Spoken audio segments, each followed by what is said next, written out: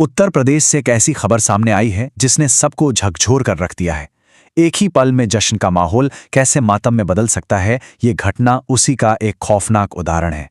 आज के इस विश्लेषण में हम शुरुआती रिपोर्ट्स और उपलब्ध तथ्यों को एक साथ जोड़कर देखेंगे कि उस शाम आखिर हुआ क्या था। जरा सोच कर देखिए, एक बारात निकल रही है, हर तरफ खुशियां हैं और अचानक सब कुछ खत्म हो जाता है। शुक्रवार शाम की इस घटना ने सबको हैरान कर दिया है। ये कोई आम हादसा नहीं था, बल्कि एक जानलेवा और पूरी तरह से सोची समझी साजिश थी, जिसने पलक झपकते ही सब कुछ बदल कर रख दिया। तो इस पूरी घटना को हम कुछ मुख्य हिस्सों में बांटकर समझेंगे। पहले बात करेंगे उस दुखद घटना की, फिर हमले की टाइमलाइन को देखेंगे, पुलिस इस मामले में क्या कर रही है वो जानेंगे, और आखिर में बात उन सवालों की जिनके जवाब अभी तक नहीं मिले हैं। चलिए सबसे पहले इस पूरी त्रासदी के केंद्र पर नजर डालते हैं, एक ऐसा जश्न जो हमेशा के लिए अधूरा रह गया। सिर्फ 27, जी हां, पीड़ित आजाद बिन की उम्र महज 27 साल थी। जिंदगी की एक नई शुरुआत होने ही वाली थी, अपनी ही शादी के रास्ते में था वो इंसान, और तभी उसका सफर हमेशा के लिए खत्म कर दिया गया। ये आंकड़ा, ये 27 साल की छोटी सी उम्र इस पूरी घटना को और भी ज्यादा दर्दनाक बना देती है। अब अगर इस घटना के ज्योग्राफिकल फुटप्रिंट को देखें तो आजाद बिंदसराय ख्वाजा थाना क्षेत्र के बदौर गांव का रहने वाला था, लेकिन ये खौफनाक हमला वहां नहीं हुआ। हमला हुआ खितासराय थाना क्षेत्र के बीबीपुर गांव के पास। ये जानना इसलिए जरूरी है क्योंकि इससे हमें पुलिस के अधिकार क्षेत्रों और घटना के सटीक रूट को समझने में काफी मदद मिलती है।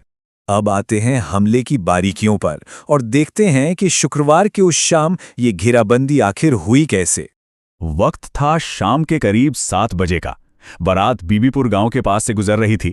तभी अचानक कुछ नकाबपोश बाइक सवार आते हैं और गाड़ी को रोक लेते हैं। मतलब कितनी तेजी से उस जश्न के सफर पर एक हिंसक प्रहार होता है। हमले के तुरंत बाद घायल दूल्हे को अस्पताल ले जाया गया, लेकिन बदकिस्मती से उसे वहां मृत घोषित कर दिया गया। यहां सबसे ज्यादा चौंकाने वाली बात है इस हमले का तरीका। जरा दोनों तरफ देखिए। एक तरफ वो हमलावर थे जो पूरी तैयारी के साथ आए थे, अनजान, नकाबपोश, बाइक पर सवार और हमला करते ही तुरंत फरार। और दूसरी तरफ अपने परिवार और करीबियों के बीच बैठा एक निहत्था दूल्हा। ये साफ तौर पर एक हिट एंड रन साजिश थी, जहां टारगेट बिल्कुल सेट था। तो ऐसे में प्रशासन का क्या रिएक्शन रहा? आइए अब पुलिस की जांच और उनकी आधिकारिक प्रतिक्रिया पर बात करते हैं। पुलिस अधीक्षक आयुष श्रीवास्तव का जो बयान आया है वो एक बहुत ही खौफनाक सच्चाई सामने रखता है। उन्होंने साफ कहा है कि हमलावरों ने बाकायदा गाड़ी को ओवरटेक किया और सीधे दूल्हे को निशाना बनाते हुए कई राउंड फायरिंग की। यानी कोई शक की गुंजाइश ही नहीं है। ये कोई रोड रेज या अचानक हुई झड़प नहीं थी, ये एक पूरी तरह से टारगेटेड किलिंग थी। जाहिर है इस हत्या के तुरंत बाद पुलिस हरकत में आ गई। सूचना मिलते ही तेजी से जांच शुरू कर दी गई। आरोपी हमलावरों को ट्रेस करने के लिए अलग अलग विशेष टीमें बनाई गई हैं और इलाके में लगातार छापेमारी चल रही है।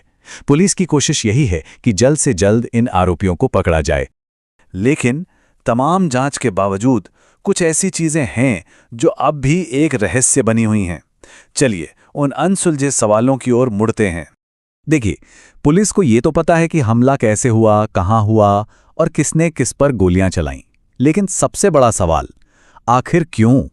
इस भयानक हिंसा के पीछे का असली मकसद क्या था? एक शादी के माहौल को खून खराबे में बदलने के पीछे की वजह अब भी तलाशी जा रही है। और यही बात इस केस को इतना उलझा देती है। वे नकाबपोश हमलावर कौन थे? एक दूल्हे को इस तरह मौत के घाट उतारने के पीछे क्या दुश्मनी हो सकती है? जैसे जैसे छापेमारी आगे बढ़ रही हैं, ये सवाल और भी बड़े होते जा रहे हैं। ये पूरी घटना हमें सोचने पर मजबूर कर देती है कि कैसे खुशियों का एक पल अचानक एक खौफनाक और अनसुलझी जांच में बदल सकता है। आखिर इस साजिश का मास्टरमाइंड कौन है? ये वो सवाल है जिसका जवाब आना अभी बाकी है।